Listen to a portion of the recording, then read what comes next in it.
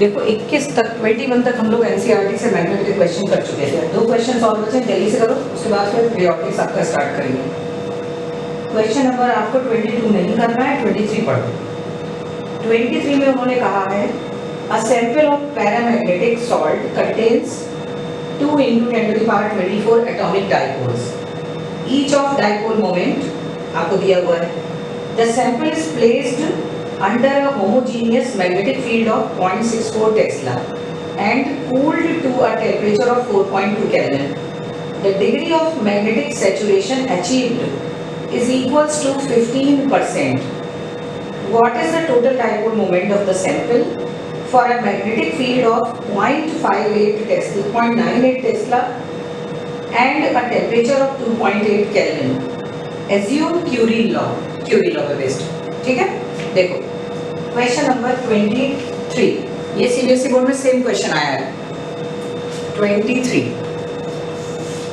ठीक। अब 23 में सबसे पहले आपको क्या करना है, क्या क्या दिया वो लिखो। तो सबसे पहले आपको दिया है नंबर ऑफ डाइपोल्स, कितने डाइपोल्स हैं वो गिवन है। अब आपका नंबर ऑफ डाइपोल्स कितने हैं, n मान लो इसको, और ये आपको दिया है 2 × 10⁻24। मैग्नेटिक डाइपोल्स का नंबर दिया पहली ही लाइन में, सबसे पहले उसको लिखा। अब dipole moment of each molecule,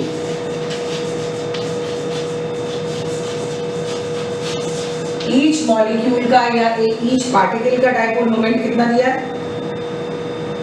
मतलब ईच मॉलिक्यूल क्या है, ईच डाइपोल उन्होंने कहा है लैंग्वेज में, तो ईच डाइपोल ही रख लो।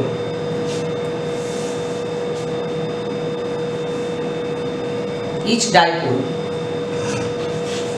यानी एक डाइपोल का डाइपोल मोमेंट कितना दिया है, ये क्वेश्चन में उन्होंने गिवन है 1.5 × 10⁻³ जूल पर टेस्ला, ठीक।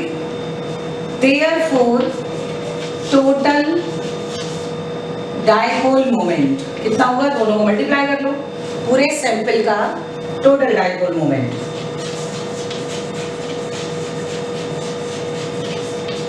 Is equals to dipole moment में n × 1.5 × 10⁻23। तो जो टोटल डाइपोल मोमेंट है वो आपका आ रहा है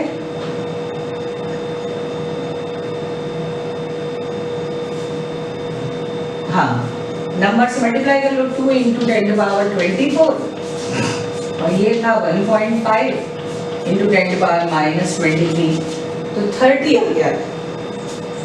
तो टोटल डाइपोल मोमेंट आ गया 30 जूल पर टेस्ला। अब क्वेश्चन में क्या कहा है, एज सैचुरेशन, जब सैचुरेशन अचीव किया गया तो कितना था, 15%। उन्होंने लैंग्वेज पढ़ी है ना, लाइन आपने पढ़ी, पढ़ के देखो दोबारा। As saturation achieved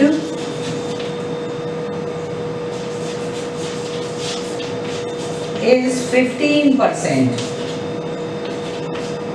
Therefore,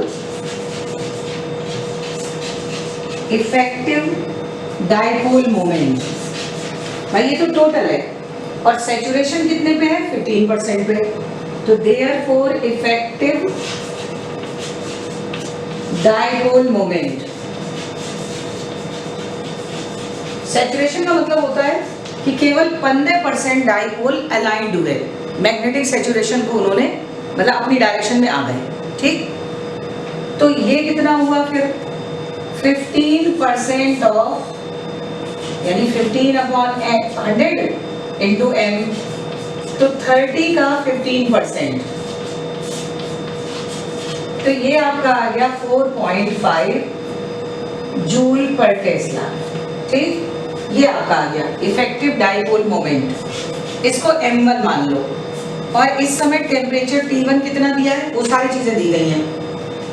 m1 आपका हो गया 4.5 और T1 उस समय था 4.2 केल्विन, आप देखो अगर, और मैग्नेटिक फील्ड V1 दिया था 0.64 टेस्ला, और M2 आपसे पूछा गया है कि एक पर्टिकुलर टेम्परेचर पे एक पर्टिकुलर मैग्नेटिक फील्ड पे जिसकी वैल्यू इनसे डिफरेंट है, उस पे आपका पूछा है मैग्नेटिक सैचुरेशन या मैग्नेटिक डाइपोल मोमेंट।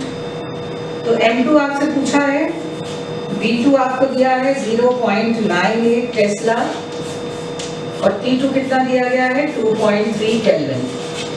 बात समझ में आई कि नहीं?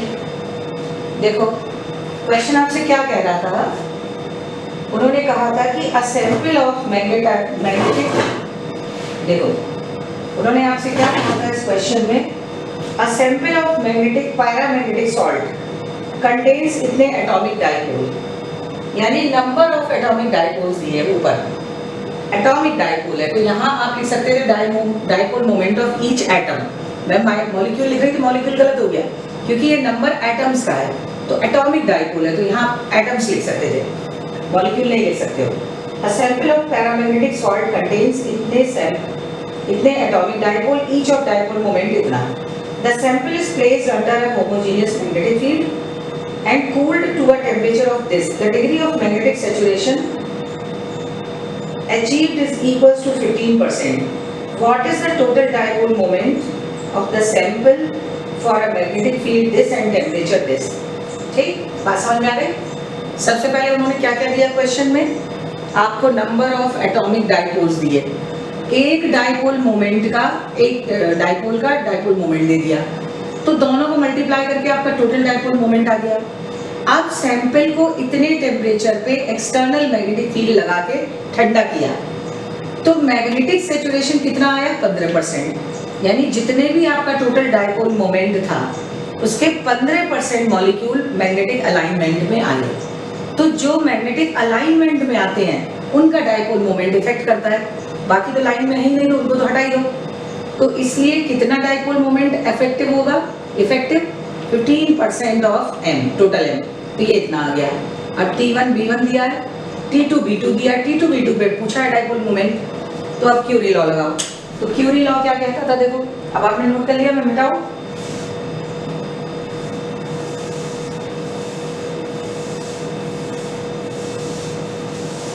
देखो since according to Curie law,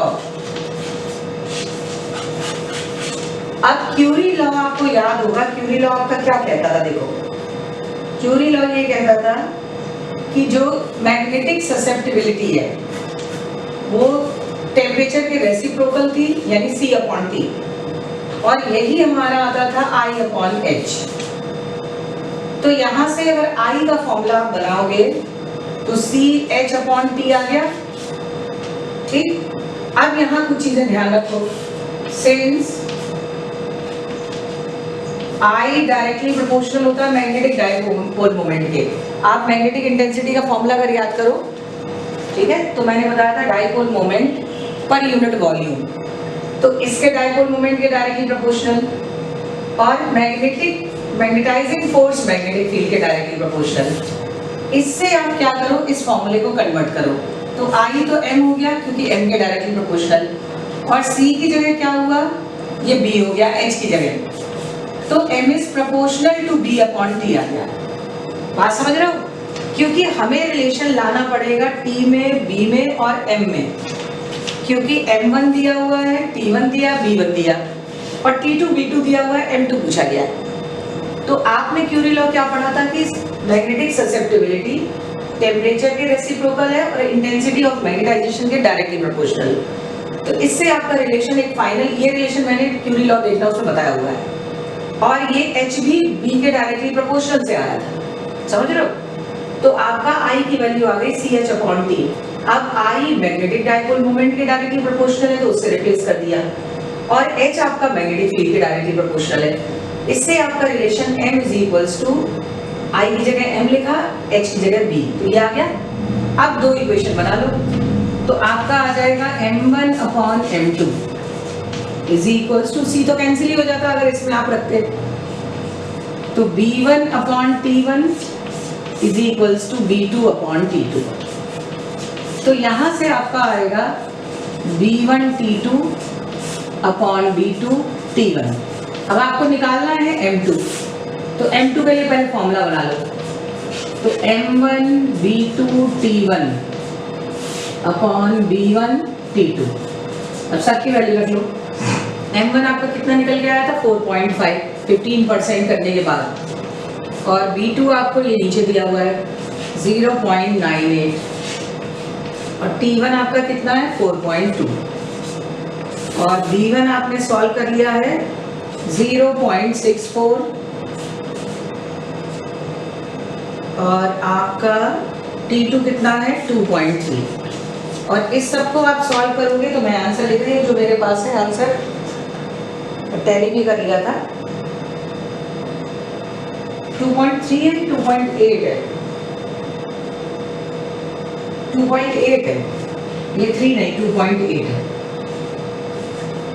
और इसको जब आप सॉल्व करते हो तो इसका आंसर आ रहा है 10.34 जूल पर टेस्ला। आगे समझे? ये सेम क्वेश्चन न्यूमेरिकल वैल्यू के साथ एज इट इज 2013 या 14 में था। समझ गए? 13-14 में क्लियर हो गया? नोट करो जल्दी से, जल्दी नोट करो, अगला क्वेश्चन था, फटाफट नोट करो। मतलब डायरेक्ट एम का आपका ये कोई फॉर्मूला नहीं है। क्यूरी ने जो लॉ दिया था, उन्होंने intensity of magnetisation, magnetic intensity, temperature, absolute temperature और मैग्नेटिक फील्ड में बताया था कि ससेप्टिबिलिटी इस रेशियो के इक्वल है। ठीक है? उससे intensity of magnetisation dipole moment के डायरेक्टली प्रोपोर्शनल है, magnetising force H magnetic field के डायरेक्टली प्रोपोर्शनल है। तो उससे दोनों को हटा के रिप्लेस कर दिया और रेशियो में हमने निकाल लिया। ठीक है? अब क्वेश्चन नंबर लास्ट है इसका 24। 26 आपको नहीं करना, 25 नहीं करना क्योंकि वो क्लासिकल मैकेनिक्स है। और इसके बाद क्वेश्चन नंबर 24 के बाद हम लोग आज ही अभी ऑप्टिक्स शुरू करेंगे, रे ऑप्टिक्स। मिटा दो इसको।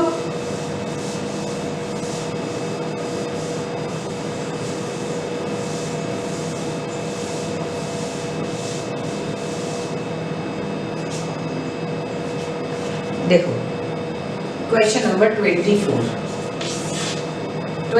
क्या कह रहा है ये देखो। 24 आपका कह रहा है अ रोलैंड रिंग। रोलैंड रिंग क्या होती है? एक रिंग होती है जैसे टॉरॉइड, टॉरॉइड होती है ना, टॉरॉइड बहुत ह्यूज होती है, लेकिन रोलैंड रिंग उसी तरीके से बनाई जाती है। उसमें कॉइल होती है सर्किल में और उसमें करंट पास करते हैं और उसके अंदर मैग्नेटिक फील्ड डेवलप होता है। ठीक है? तो a Rowland ring of mean radius, mean radius समझ रहे हो? आपका टॉरॉइड में भी इनर रेडियस और आउटर रेडियस जब दिया होता था तो हम उसका एवरेज लेके मीन रेडियस निकालते थे। तो इसमें उन्होंने मीन रेडियस दिया है 15 centimetre has 3500 turns of wire wound on a ferromagnetic area, ferromagnetic core of relative permeability. अच्छा, अब इसमें रिलेटिव परमिएबिलिटी म्यू आर दी गई है। What is the magnetic field B in the core for a magnetising current of 12 जितना दिया है 1.2 ampere. चलो पहले लिखो सब क्या क्या है। रोलैंड रिंग इस तरह से होती है,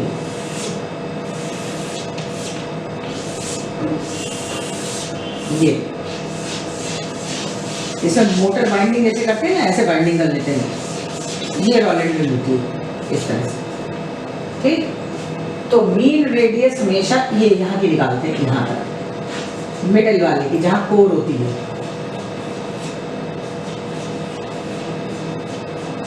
ये मिडल की। ठीक?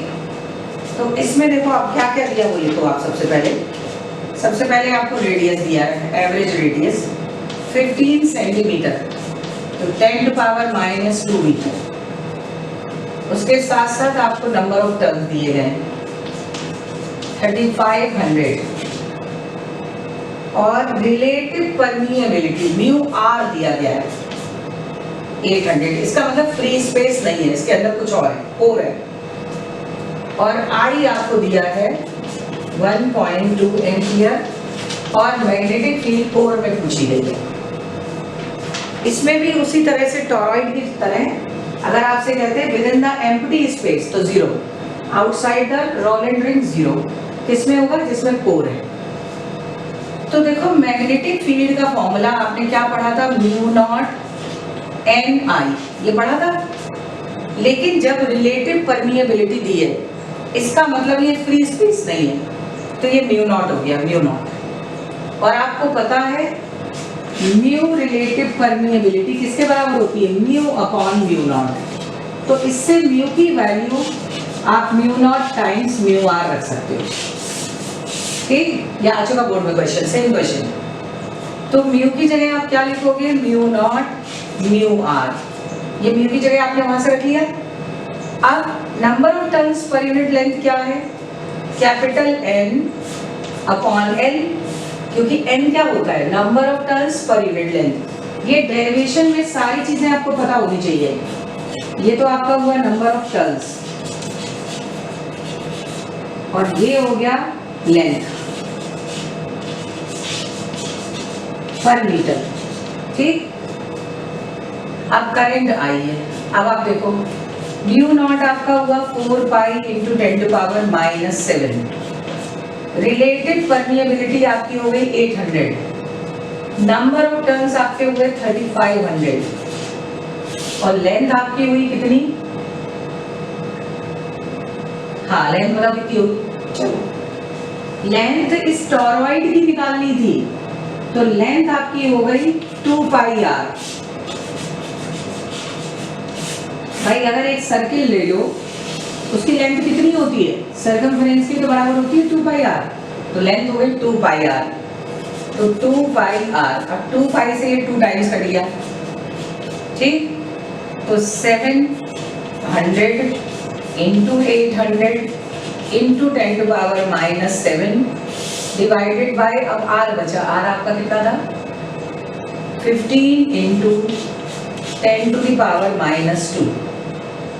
तो 2 ऊपर चले गए प्लस के, 3 4 5 6 7, पूरा पूरा कट गया। ये 0 सब कट गए, और 7 8 जा 56 डिवाइडेड बाय 15, तो 3.8 के आसपास आएगा। तो 3 नहीं 4 पॉइंट आ रहा है इनका। अच्छा, ये 2 भी तो 2 तो ले लिया मैंने, फिर क्या दिक्कत है?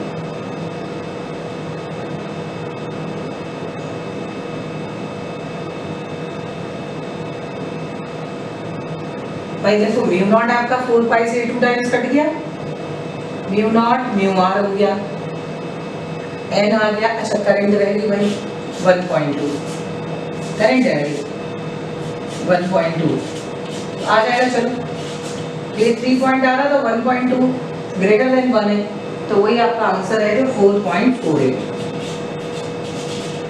आगे समझे? तो ये रॉलेंट रिंग का आपका क्वेश्चन है। फटाफट लिखो, जल्दी से इसको सॉल्व करो। और अब आपको मैं कराती हूँ रे ऑफ केस।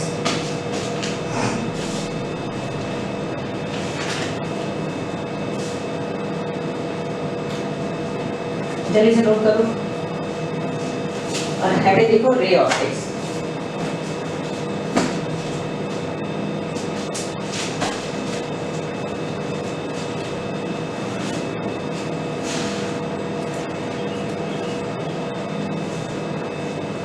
क्लियर हो गया सबको? चलो देखो,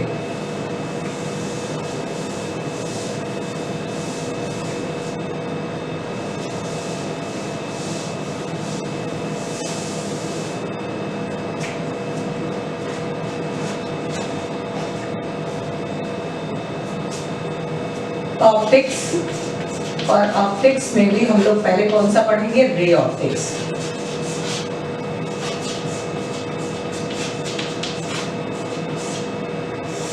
देखो, सबसे पहले तो ऑप्टिक्स क्या होता है?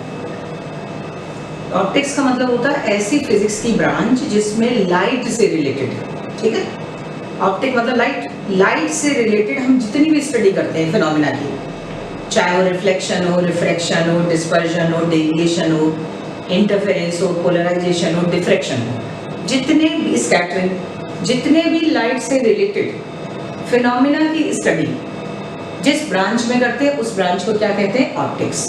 ठीक, ऑप्टिक्स, ऑप्टिक्स मीन्स लाइट। अब अब ऑप्टिक्स दो में डिवाइड होती है, एक रे ऑप्टिक्स और एक वेव ऑप्टिक्स।